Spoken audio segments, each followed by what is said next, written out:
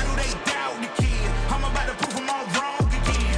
I got a low tolerance, cause they don't even know what the problem is. It's me. You waiting on the boy to fail, to hold your breath and face your death. Cause you play a roulette with each step I progress, no less. Go ahead and place your bets. Cause we know who we at, we know we top tier. Cause all the hate that you bring, we know it stops here. I'm taking off like a rocket here, ain't stopping here. It's strange how they cannot see the future, but see profit here. Wait up, we gon' always win. Tell 'em I can't take no loss. My team hold no L's, no. Aiming for the top, can't make it by myself. Welcome to the show. Welcome to the show. It is a Thursday show. I just wanted to open up by letting you know that we did have streaming issues yesterday, and it prevented us from going live. But for those of you who missed the show live, if you don't already know, you can go to our website or our YouTube page. Every show that we record is ad-free right there on the website and the YouTube page. You can check it out. So if you want to check out yesterday's show and you haven't yet, go right to our YouTube or our website, and you can check out the show. We do apologize for the difficulties. Let's start the show. Tom, we'll start with you. What do we know? There were a couple of people detained and then let go pertaining to this. That's right. A number of names coming in late last night and in the overnight hours, according to a joint press release by the Utah Department of Public Safety and the FBI in Salt Lake City. Both those agencies working on this investigation together. They did detain an individual, somebody who's well known to them in that area, charged with obstruction of justice after the shooting. No connection whatsoever to the shooting, just somebody who they've had, according to public records, some issues with their protests in the past. There was another person that was taken into custody, referenced by the FBI director, initially saying that that was a suspect that was taken into custody last night. And then after that, saying that that person, after interrogation, had been released. So that person has no connection to the shooting. There were several other names that law enforcement was working on, and all those names, in their words, have washed out, meaning that they don't believe that those individuals are responsible for this. So the investigation as it stands this morning, certainly, obviously, things can change in a hurry in these cases, as we've seen so many times before. So, as you know, Charlie Kirk, 31-year-old son, father, husband, was shot and killed at Utah Valley University, 11:52 a.m. They're talking there about the details of the shooting, and we have details as well. We're gonna open with the details. We're gonna open with what we know and what we don't know. Now, they have not caught him. We're saying him because as of this morning, there has been a bit of an update, and they do have good video footage of this individual. That's from the officials in the area. They are not going to release the footage at this time. They're going to work through some technologies. They're going to pursue some technological avenues to see if they can identify him. They said if that doesn't work, we will release the footage to the media, and we will try to apply pressure that way. And we'll try to see if that has any results, if we don't come up with results using these other methods. He fired from a rooftop approximately 140 yards away from where Charlie was speaking.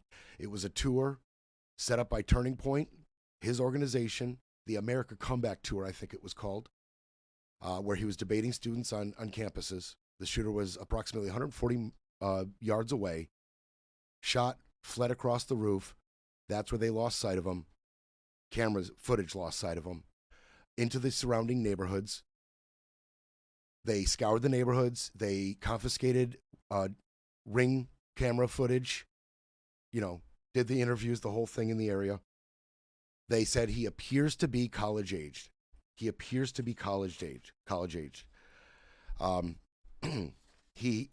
did leave behind a high-powered rifle. It was a bolt-action rifle, a Mauser 30-06. This Mauser 30-06 is commonly used by marksmen and hunters and gun enthusiasts. Okay? But in just the gun alone, they're starting to try to glean something about this shooter's background, something they can track him down through. For those of you who aren't familiar with firearms, and I'm not some kind of expert, but a bolt-action rifle is a rifle that is chambered using a bolt action. When you fire it once, you have to chamber it using the bolt. and chamber another one. Now, that significantly decreases your rate of fire, but significantly increases the accuracy. The point of this, and one of the things I take from this, is a Mauser 30-06 is not a gun used by an amateur. Amateurs would be more likely to use a semi-automatic rifle, which would give them multiple shots in a very quick succession. They're not quite as accurate, but you can get more shots off very quickly. So somebody who's using a bolt-action rifle is somebody who's not necessarily concerned about a high rate of fire. The reason they might not be concerned about a high rate of fire is because they are very confident that they would hit their shot on the first try. They're also trying to glean more about his training through the positioning he had on the roof. They did find a palm print, they found a forearm print, and shoe prints. And they're going to let forensics go over that and try to determine what his positioning was. But laying down, kneeling, standing, all three of those positions require a different level of training and will facilitate a different varying levels of accuracy. So, oh, you know what? Oh, yeah, let me go to the computer. I got something from Scotty here. I guess they just released. Is that right, Scott? They just released the photo? Okay, you want to make that big, or are we just going to do it like that? Okay, we'll do that. They did just release the photos. Here it is. Thank you, Scotty. From Salt Lake City FBI branch. Okay, so this is the FBI branch in Salt Lake City releasing these photos of the shooter. There you go. Male, young, college-aged. There you go. So we're going to wait for details on what they may or may not learn about his training background, where he got the gun, where he learned to shoot it. That will give us pretty good leads, probably. There's been a lot of pictures floating around of where he was. I'm certainly not going to be playing any videos of Charlie getting shot. There's absolutely no need for it. If that's something that you, for whatever reason, and I'm not judging you, if that is something you feel you need to go and find, then go and find it. You can. It's out there. It's out there. We're going to talk about Kash Patel a little bit today. But Kash Patel made some mistakes. And Kash Patel is in a little bit of trouble. Overarching trouble with a lawsuit that we're going to get into for sure. But in terms of this shooting, he made a couple mistakes. They had originally grabbed a guy. Some of you have seen. They had originally grabbed a gentleman, balding, middle-aged white gentleman, and had him in custody at the site. Well, social media went crazy with that. And Kash Patel kind of jumped the gun with that. Normally, FBI directors would not comment on something like this, especially this soon. They just don't. Historically, they are very measured in their responses to things like this, and they wait till they have all the details. Kash didn't do that. Kash went right on social media when he saw the pictures circulating of this gentleman being detained. He went right to social media, and he said he said, there was a fast end to the search, congratulating state, local, and federal officials for taking into custody, quote, the subject for the horrific shooting today. That's what he put on social media. Shortly after that, when his mistake had been realized, he quickly tried to backtrack. He went right on social media once again shortly after that and put the subject in custody has been released. And after an interrogation by law enforcement, our investigation continues. We didn't need that from you, Kash.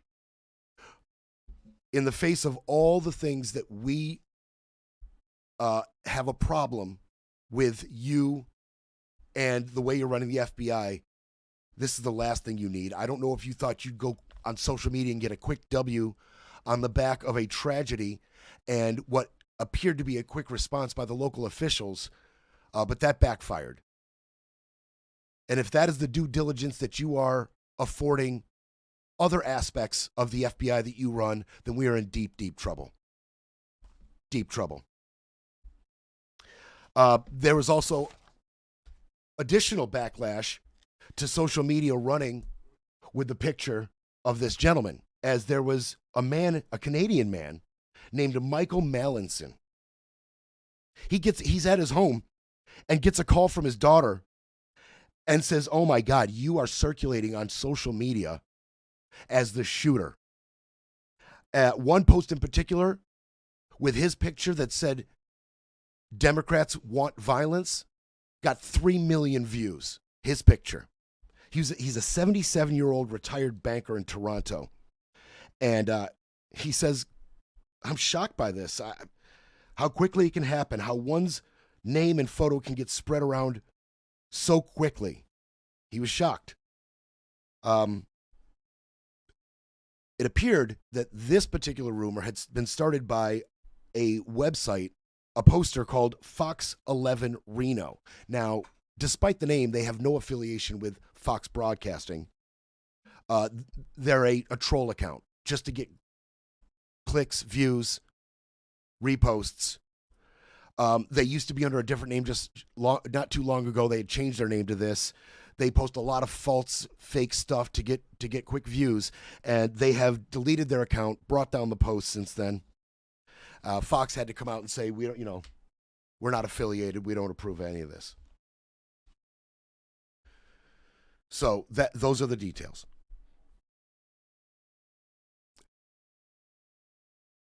Charlie Kirk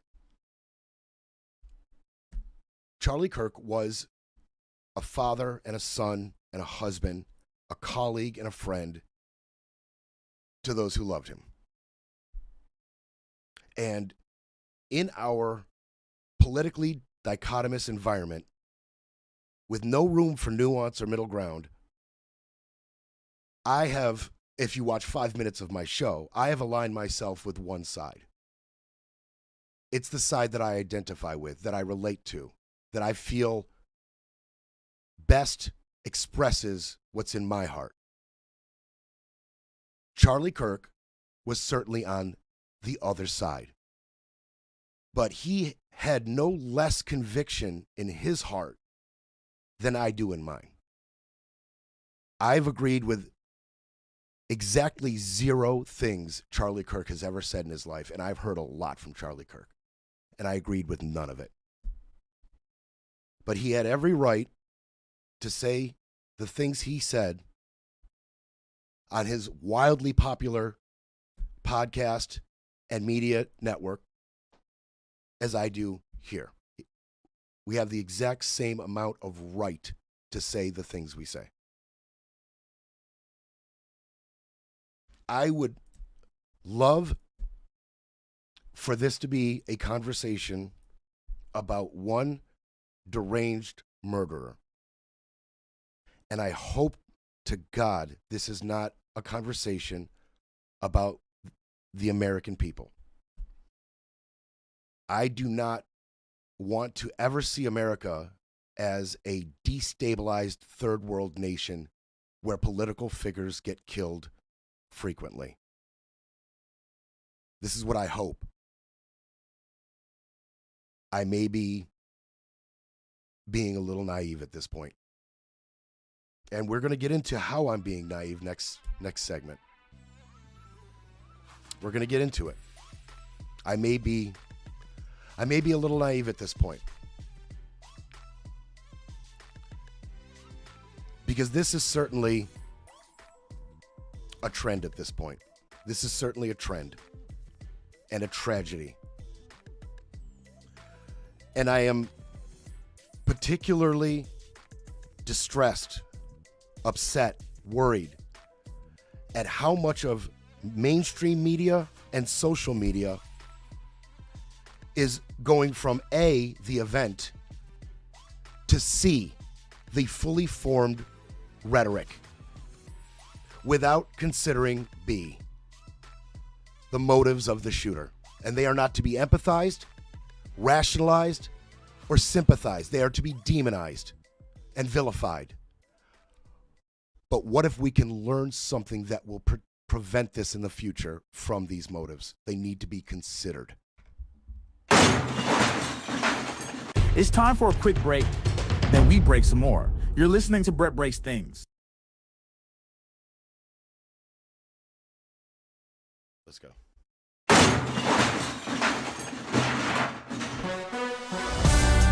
Now back to Brett Breaks Things, smashing spin, silencing the noise, and keeping it all facts. No fluff.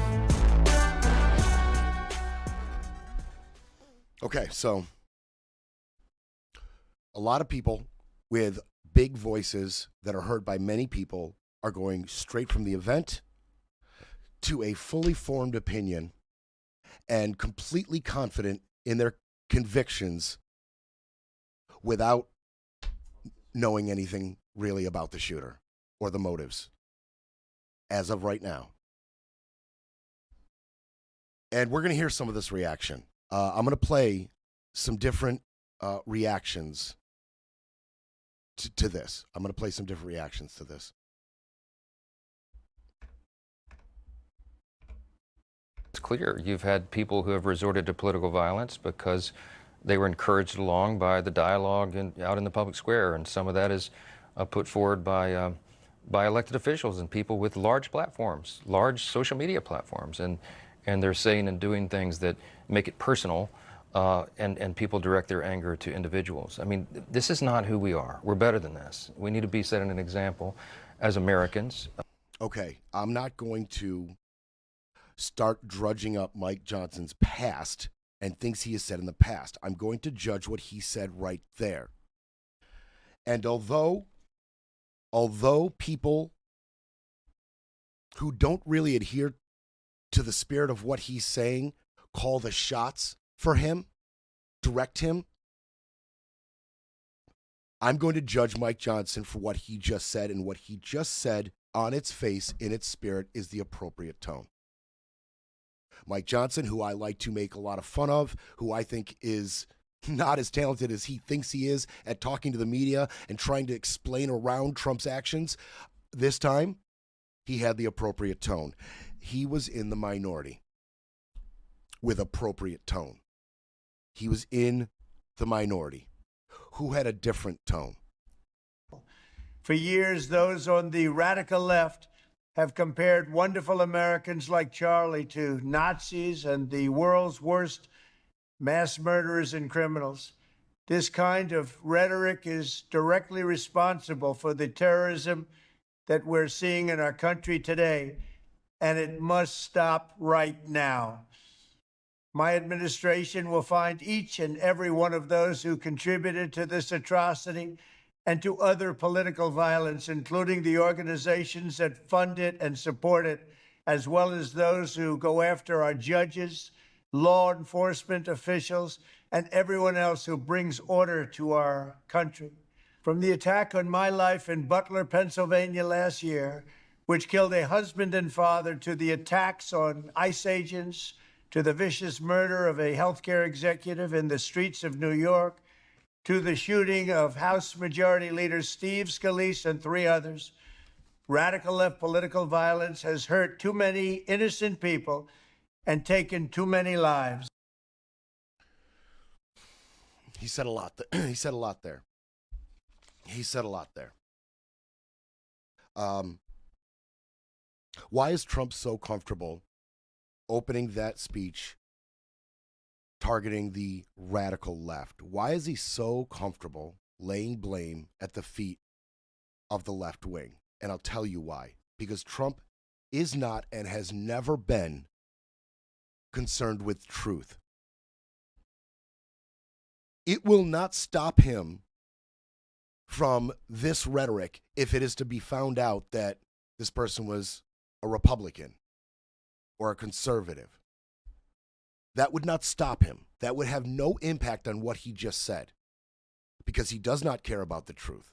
He found a polarizing incident to once again attack his political enemies with absolutely no regard for possible outcomes. No regard. He only cares about retribution, violence against those he deems as enemies, globally and domestically, and appearing bigly and strongly. He saw this as an opportunity to come out without the facts, attack the left, and seem bigly and strongly. We're gonna find this person. We're gonna hold him accountable. And then he went on a list of political violence that included the 2017 shooting of Steve Scalise during a Republican softball game. And he mentioned himself, of course. He mentioned himself, of course. He did not mention other examples, however. He somehow left out the attack on Nancy Pelosi's husband. He left that out. He left out the attack and murder of Senator John Hoffman and Melissa Hortman and 2 others in Minnesota. He left that out as well. He left that out as well. When that shooting happened in Minnesota, the left didn't sound anything like what you're about to hear. Without facts, without motivation, without any clear suspect,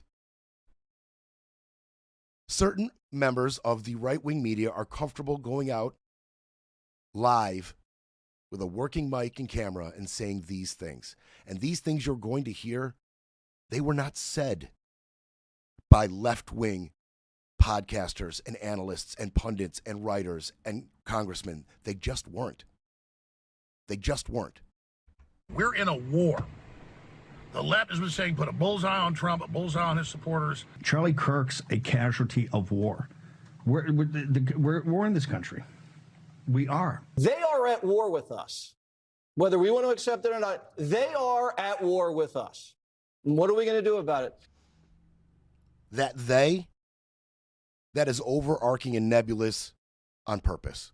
That they can be anybody you want it to be. And when I say you, I say anybody who may be radicalized and motivated by the shooting of a Charlie Kirk, backed by the things that we just heard our president say, and the things the largest and most respected voices on the right are saying. Couple that with a deep fear and anger and pain. And the results of these things, do you think that Alex Jones or Jesse Waters would feel the least bit of guilt or regret if multiple lives are taken as a direct result of the things they are saying? Do you think, in your heart, do you think they would care a bit if more deaths, anybody's deaths, right or left, were to result from their talk, from their rhetoric? Do you think they'd care at all? They are the most disgusting of us. They have the capability to be respectful and patient and understanding and level-headed in the best interests of this country. They are capable. These are intelligent people. They choose that. They choose hate. They choose violence. Why? Ratings, maybe. Ratings, sure. Views, clicks, recognition, get talked about, maybe. God help us if their motivation is deeper than that. I mean, this guy Bannon's on here talking about a declaration of war. Now, I saw personally some of the results of this rhetoric in my own orbit.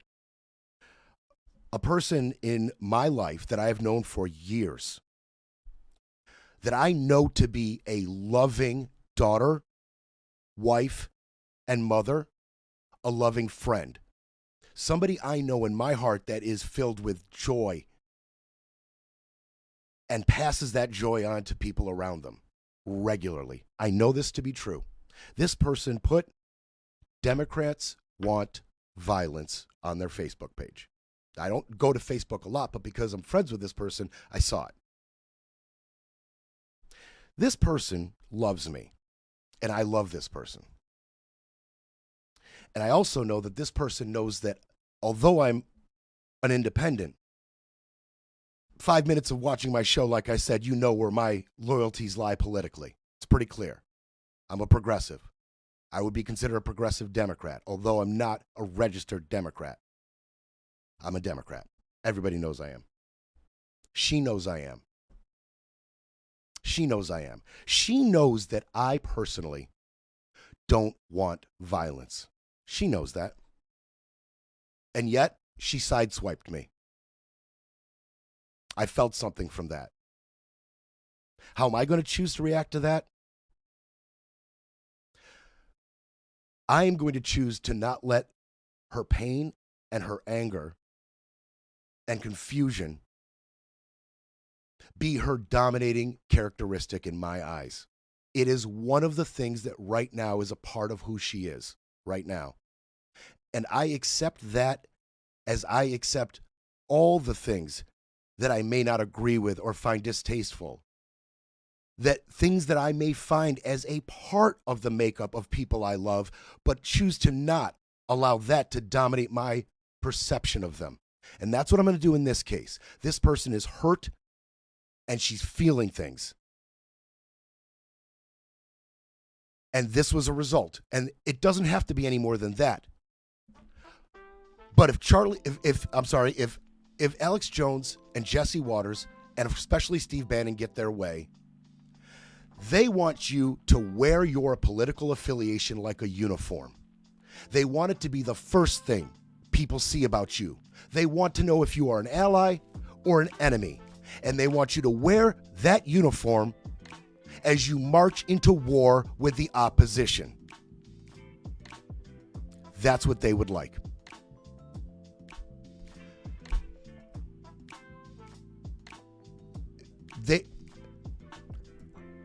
When you take those uniforms off, in the light of all the political violence, if you take those uniforms off, all you are left with is a large group of hurt, angry, fearful Americans. That's where we need to begin this discussion.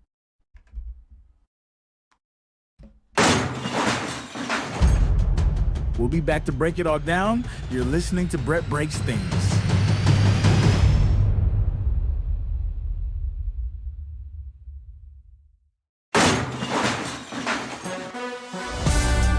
Breaking news, breaking rules, breaking through. Back to Brett Breaks Things.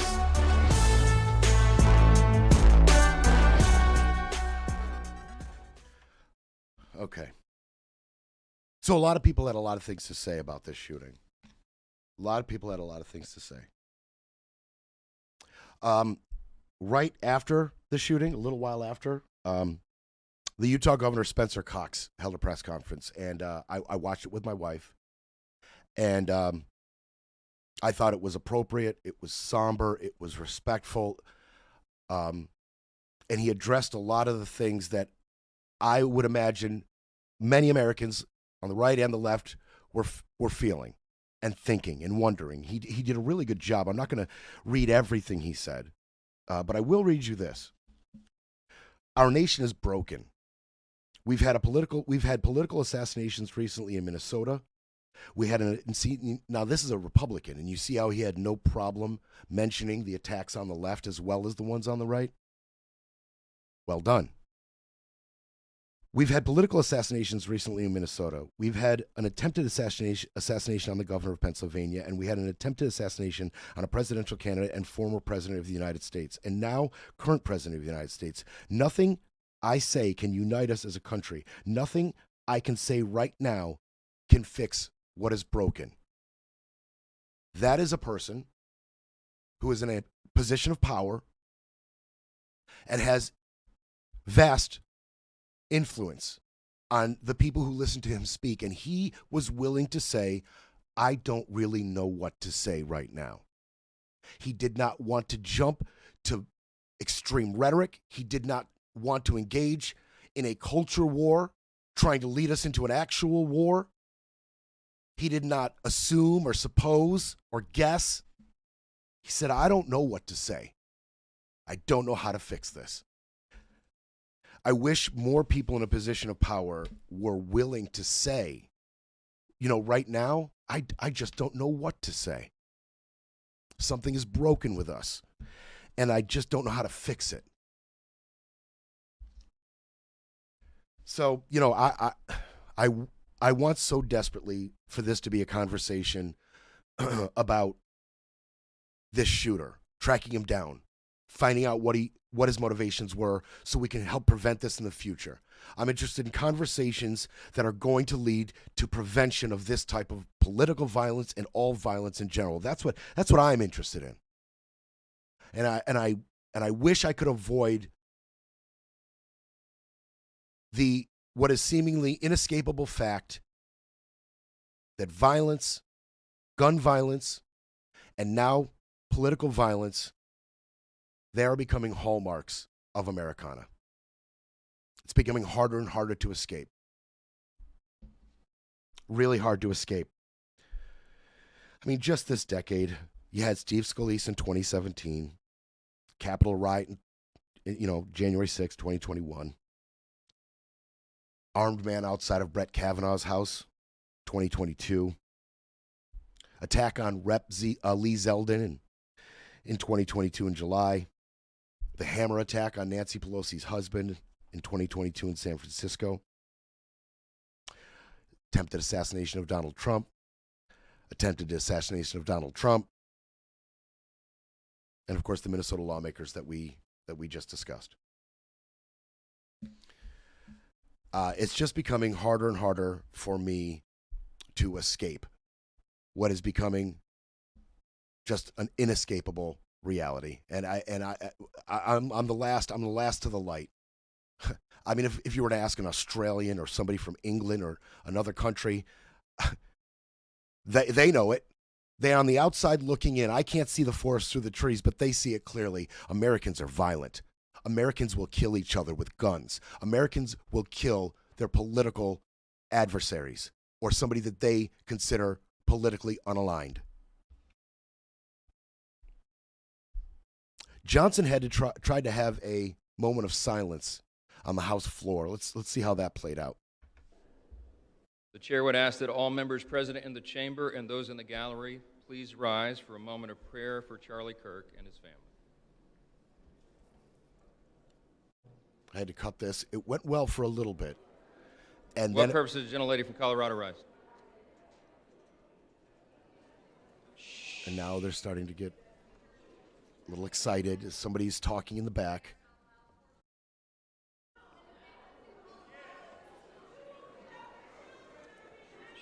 And you hear shouting, arguing in the back. Let's wait a minute. The House will be in order. The House will be in order. I might have let a little cuss slip there. The House will be in order. Johnson tries to restore order. The House will be in order. We will join prayer right after this, okay? The chair lays before the House a communication. And then Mike loses it. The House will be in order.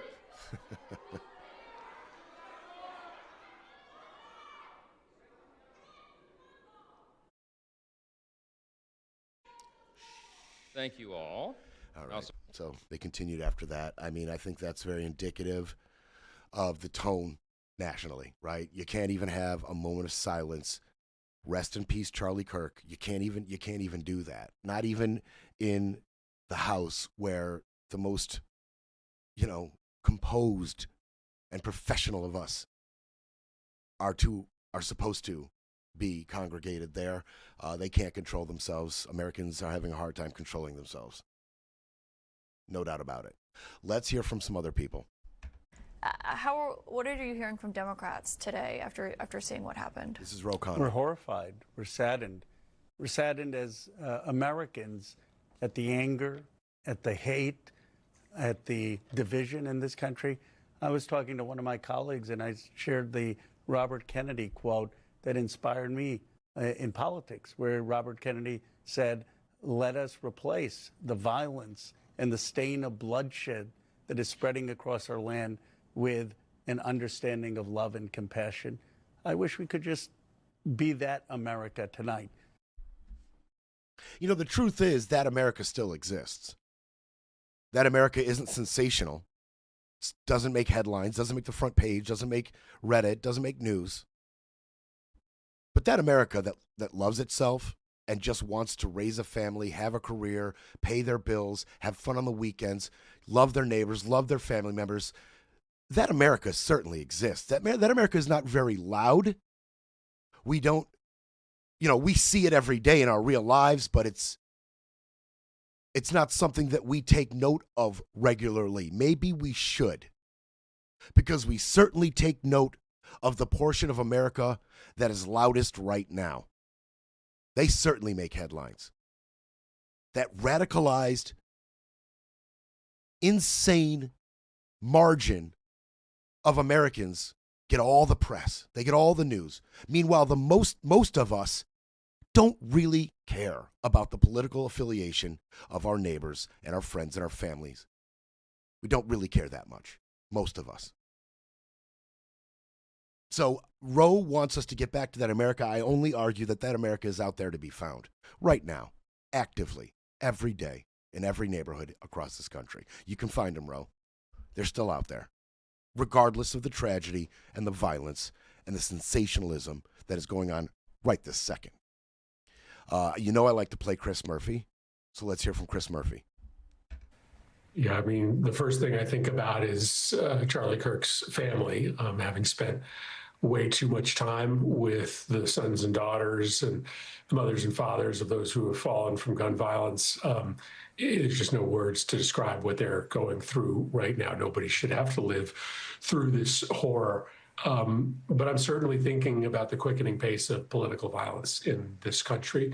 In an extraordinarily short amount of time, you've seen the murder of state legislators in Minnesota, attempted assassinations of the President of the United States.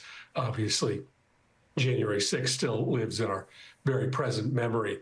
And we've got to have a conversation about how we draw a line here, and we can't afford to argue who's more at risk, the right or the left. The fact of the matter is the shots are being fired at political figures, whether they are Republicans or Democrats. There has been a permissiveness about political violence, and I do think the President of the United States has to answer for the way in which he's created that culture of permissiveness. But there have been elements of the left who have lionized and celebrated violence as well. And this is a moment for everybody to assess where we are and recognize that our entire democratic experiment is going to crumble if people don't believe that they're safe when they express their political views. Don't tell me that elected officials on the left and the right are the same. I have summarily rejected that argument, and I continue to do so. You think Chris Murphy couldn't have taken that opportunity on TV to say, hey, to you, Steve Bannon, you want war? Bring war. We'll leave blood running in the streets of our cities. Don't threaten us. It's you guys. Whataboutism? These attacks, that attacks. You've been at war with us. He could have done that. Ro Khanna could have sat up there and said, I'm done with playing patty cake with these Republicans. I'm not interested in an America that loves itself anymore. Hey, Alex Jones, you think this is an act of war? You haven't seen war yet. Could they have done that? They absolutely could have done that. And we heard from Democrats after the Minnesota shootings. Those were Democrats that got shot in Minnesota. And the left-wing media and left-wing congressmen and senators, they could have gone out there and said, this is an act of war. The radicalized right is threatening our free speech. We are going to war. They could have said that. None of them did. None of them are taking the bait now. Don't tell me we're the same. Chris Murphy did say, maybe there's a little bit of blame, just a portion of blame that could be laid at the feet of Donald Trump and his rhetoric. Somebody else said something similar, but in much less uncertain terms, in very certain terms. Elizabeth Warren spoke about that point particularly. Oh, please. Right. Why don't you start with the President of the United States? Right? And every ugly meme he has posted and every ugly word. When Donald Trump comes out here and says Obama should be brought up on charges of treason. Do you think he's unaware of the penalty for treason in this country? It's execution. Do you think he doesn't know that particular detail? Mr. Don't worry about their health, just, if you bang them into the door. Mr. Pew, pew, bang, pew, pew. I mean, the clips are endless of him glorifying gun violence. Am I being ridiculous? Shifting the focus to Don just a little bit here? Is Elizabeth being ridiculous? Is Chris Murphy being absolutely ridiculous, radicalized by saying, hey, maybe the most important, most heard person on the planet has been spreading rhetoric that would lead us down this road? Are they being absolutely ridiculous and unfounded in this? Breaking politics, breaking narratives.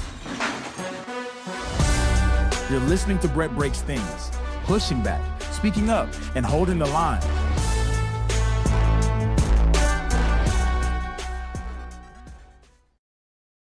A new and explosive lawsuit against FBI Director Kash Patel, filed by former FBI executives he fired.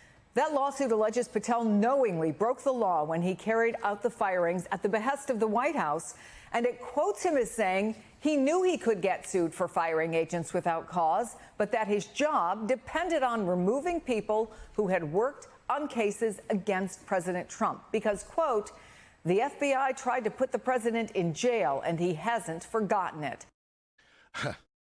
So we're talking about Kash Patel now. I detailed, and by the way, before we get into it, just want to say again, because we have more people joining us in the middle of the show, we apologize. We did not go live yesterday, which was a shame. You can get the full show on our website or our YouTube page. If you go to our website, feel free to donate. And to those of you who are donating, God bless you. Thank you. You are as big a part of the show as me or Scotty. You are equally a part of what's happening here. If you find value here, if you're a little newer or you haven't donated yet, maybe over the last few days we've displayed our value, and maybe that's worth a little something to you. If it is, please donate. I can't tell you how much it's appreciated and needed. So check out the episode yesterday. It's on our website. It's on our YouTube page. I went into unbelievable reporting from the New York Times on J.P. Morgan Chase's involvement in the Jeffrey Epstein sex scandal. It is revelatory and absolutely disgusting. It will anger you on multiple levels.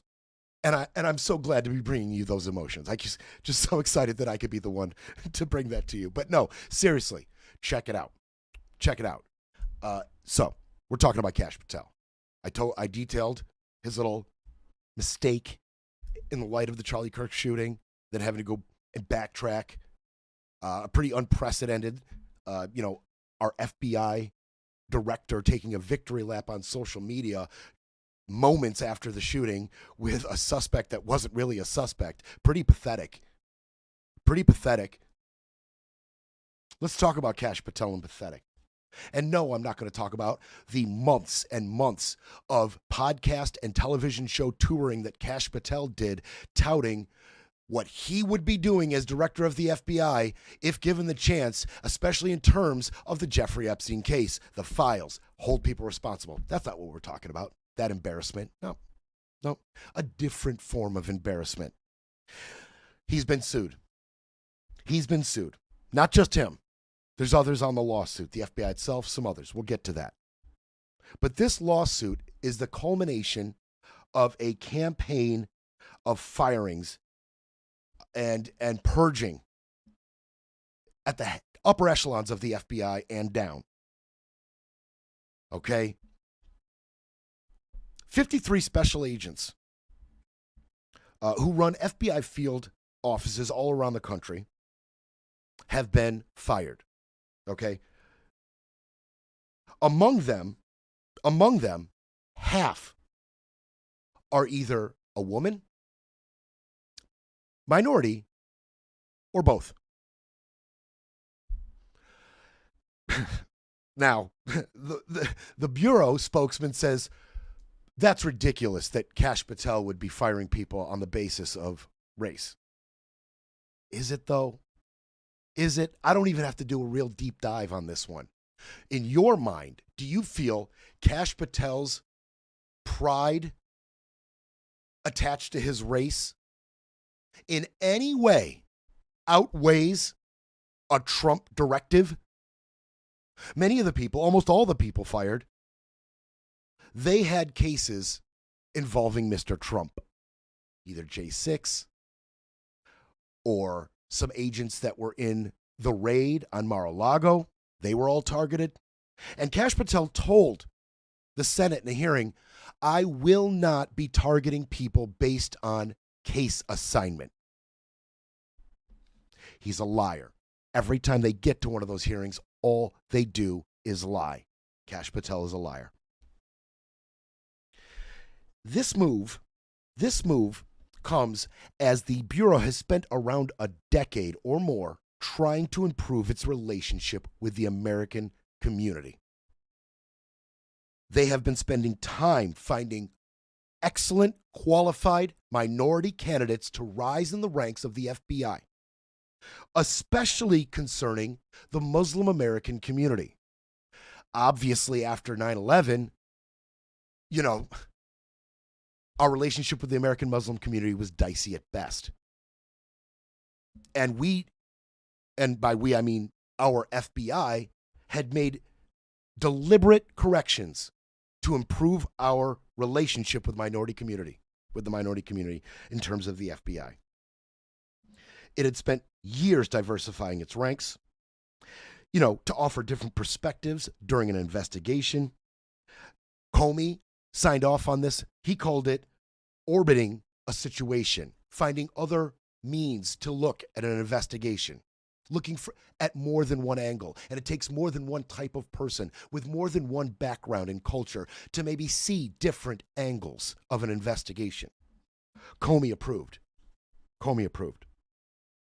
In 2002, only 7% of the FBI workforce was women.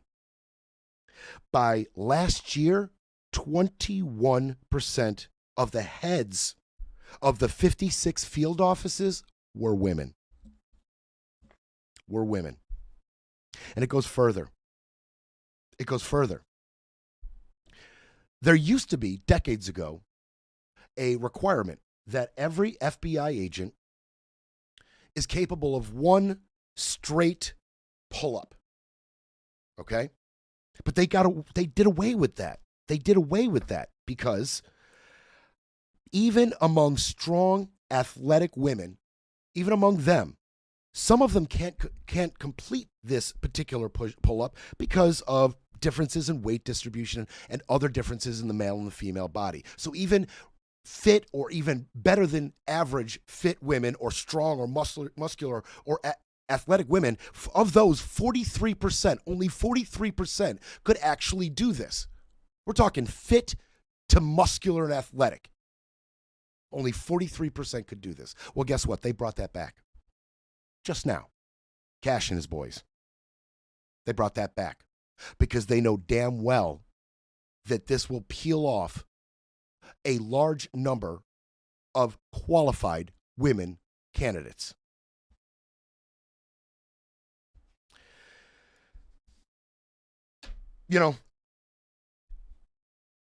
It's not just a culture thing either. It's not just a bias against women. It's not just a bias against minorities.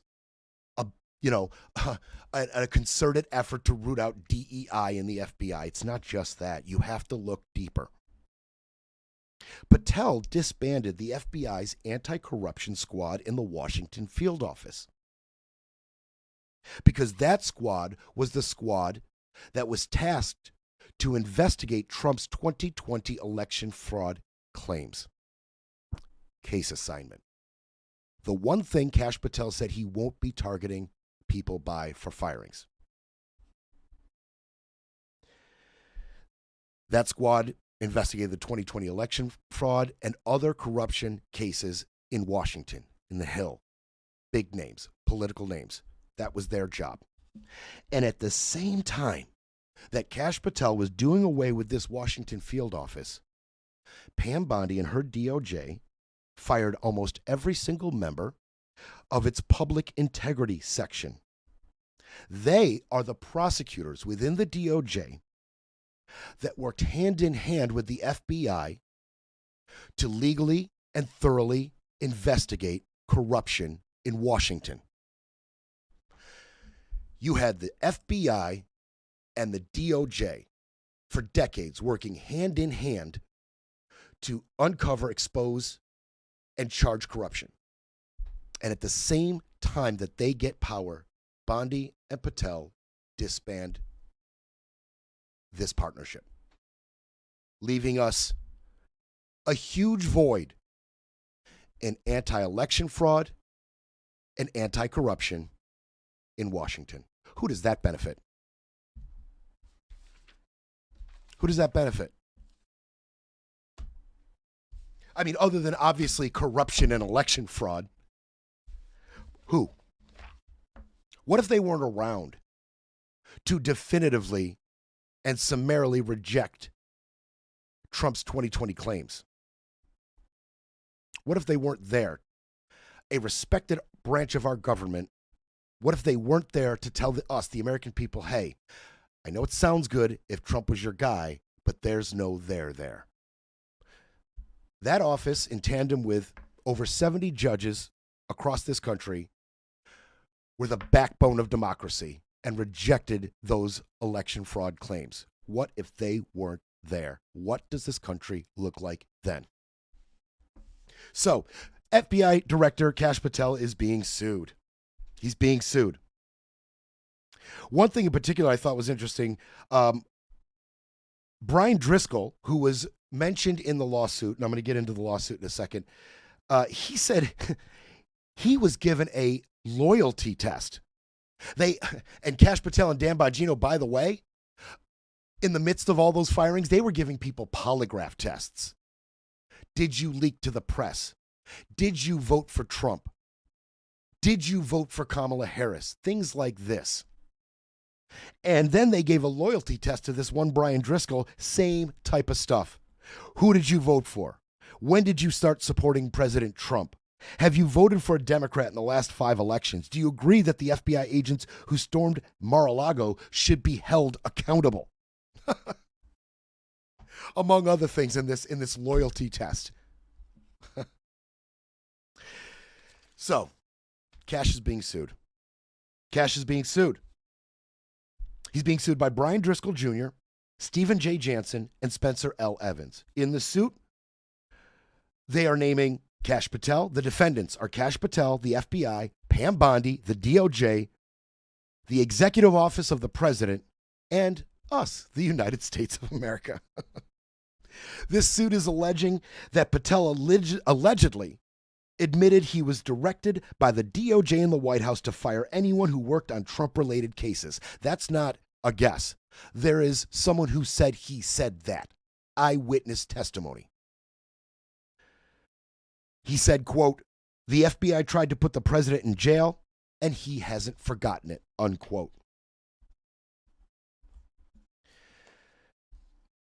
During the confirmation of Patel, again, he promised no one would be fired on the basis of case assignments. And this lawsuit is saying that's exactly what he did. The firings were unconstitutional, illegal. They point to Stephen Miller. They point to Emil Bove. Do you remember Emil Bove? Tell the judge to, what was it? Tell the judge the middle finger. What was it? Oh, go bleep him. That's what he said. Tell the judge to go bleep himself. Those planes are taking off. That guy, Mr. Quid Pro Quo with Eric Adams. Hey, get on board with our agenda and we'll just drop your case. Mr. Emil Bove. Yeah. He allegedly pushed leadership of the FBI to provide lists of agents involved in January 6th and all Trump cases, demanding they be fired. Stephen Miller himself, he wanted symmetrical action at the DOJ. He wanted the firings at the DOJ to match the firings at the FBI. Fire them all. Retribution administration. So, the defendants are claiming their Fifth Amendment was violated. Due process. The firings deprived the plaintiffs of property, job benefits, and liberty, reputation. completely unlawful. They claim this is a First Amendment violation. Retaliation for their political affiliation. Oh, they're right about that. They claim that Cash himself, he lacked the legal authority to make these firings. Can't do it. That's what they claim. They're asking that the court finds that the firings were void and unconstitutional. And they are asking that the court immediately reinstates all of those who were fired and prohibit future removals without lawful due process. This is what the pushback looks like. This is what it looks like. We've described the pushback, given you examples of the front lines of this authoritarian fight we are currently in. And rest in peace, Charlie Kirk. We'll get you more details about his tragic death as we get them. They'll try to repair the narrative, but Brett Breaks Things will be back tomorrow to break it all down.